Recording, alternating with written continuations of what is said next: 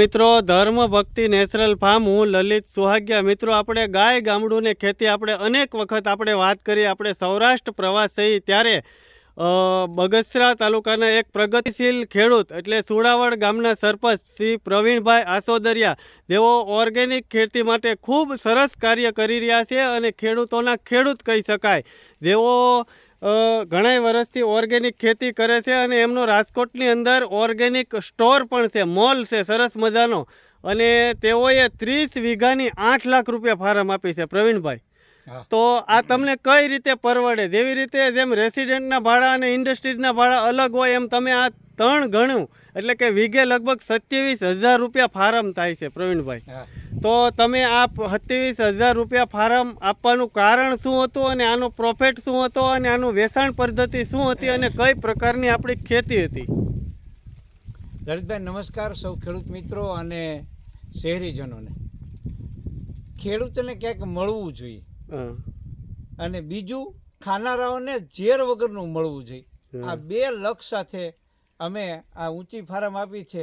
તમે નહીં લલિતભાઈ, આજે જે કોઈ સાંભળે છે કે 30 વીઘાની 8 લાખ જેવી માતબર રકમની ફાર્મ આપી, ત્યારે મારું ગામ, મારા મિત્રો, મારા આસપાસના જાણીતા પરિચિત સગા સંબંધીઓ અથવા તો જે મને ઓળખે છે એ બધા આ સવાલ કરી રહ્યા છે કે આટલી બધી ઊંચી ફાર્મ આપીને તમે એમાં શું કમાશો? આ પહેલો સવાલ।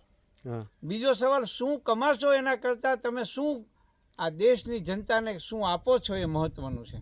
બરાબર, કમાવાનું તો નસીબમાં હશે તો થશે। હું સરપંચ તરીકે છું તો કમાવાનું તો ક્યાંય પણ હતું, બરાબર, પણ મારા જીવનનું લક્ષ્ય ખેડૂતોને પણ વ્યાજબી મળવું જોઈએ, ખાનારાઓને ઝેર મુક્ત રસાયણ મુક્ત ખોરાક મળવો જોઈએ। આ 2 મિશન સાથે કામ કરું છું અને ખેતરથી માંડી અને ખાનારા સુધીના અમારું સૂત્ર છે કે ક્યાંય પણ રાસાયણિક દવા ખાતરનો વપરાશ ન થાય। આજે આ ખેતર મેં 30 વીઘા 8 લાખ રૂપિયામાં લીધું છે।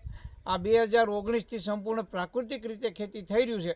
તેમ છતાં લલિતભાઈ, રાજકોટના મારા ગ્રાહકો જે છે એને ધરાતલ ઉપરથી વાસ્તવિકતા વાત કરવા માટે નહીં પણ પુરાવા સાથે લેબ રિપોર્ટ અમે 12,000 રૂપિયાનો આ શાકભાજીનો રિપોર્ટ કરી અને ત્યાં મોલમાં રાખ્યો છે। વાહ! એટલા માટે કે જે ગ્રાહકો છે સુડાવડ કાંઈ અહીંયા દરરોજ જોવા ન આવી શકે, મારા ખેતરમાં હું શું કરું છું, શું વપરાશ કરું છું એનો મારે આમ કહેવાય ને ડંકાની ચોટ ઉપર પુરાવા આપવા છે। આજે કોઈ પણ ગ્રાહક અમારું શાકભાજી ખરીદે એમ પૂછે કે આ ખરેખર પ્રાકૃતિક છે, ઓર્ગેનિક છે, આમાં રાસાયણિક દવા ખાતરનો વપરાશ નથી થયો, એનો શું પુરાવો છે?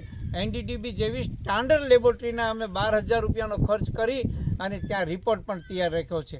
એટલે પહેલી વાત એ છે કે અમે ખેડૂતને તો સંતોષકારક પૈસા આપ્યા જ છે, બીજું ગ્રાહકોને પણ અમે વિશ્વાસ જીતવા સાથે સંતોષ એને મળે એવા પુરાવા સાથે લેબ રિપોર્ટ સાથેના અમે ત્યાં પુરાવા રાખ્યા છે અને સામાન્ય લેબોરેટરીમાં નહીં। એટલે લોકોનો વિશ્વાસ જીતવા માટે તમારે પ્રમાણિત થવું પડે, પુરાવા આપવા પડે। હું ઓર્ગેનિક કરું છું, હું પ્રાકૃતિક કરું છું એવી માત્ર કેસેટો વગાડવાથી કે વાતો કરવાથી પુરાવા ન મળે, ગ્રાહકને જે જોઈએ છે એ આપવું પડે। વાહ! તો ખૂબ સરસ પ્રવીણભાઈએ વાત કરી। જેઓની આપણે તો વાત કરીએ કે ગામના નાનામાં નાના સામાન્ય વ્યક્તિથી ઠેઠ રાજ્યપાલ સુધી જેઓ ડાયરેક્ટ સંબંધ ધરાવે છે અને સામાજિક રાજકીય ક્ષેત્રે પણ ખૂબ સારી પહેચાન છે એમની, છતાંય એમણે ઓર્ગેનિક ખેતીમાં ખૂબ સરસ આગવું ધ્યાન દીધું છે અને ઓર્ગેનિક ખેતી કરતાં ગુજરાતના તમામ મારા વાલા ખેડૂતો પણ પ્રવીણભાઈને ખૂબ સારી રીતે જાણે છે, છતાંય આ દેશની ભવિષ્ય અને દેશના સ્વાસ્થ્ય માટે વિચાર્યું છે। તો પ્રવીણભાઈને ખૂબ ખૂબ ધન્યવાદ। આજે એમના ફાર્મે આવ્યા અને આ બધી સરસ મજાની પ્રાકૃતિક ખેતીના શાકભાજી વાવ્યા છે એ આપણે જોયા અને ખૂબ આનંદની વાત થઈ અને ખૂબ સરસ આપણને માહિતી આપી। પ્રવીણભાઈ, ધન્યવાદ।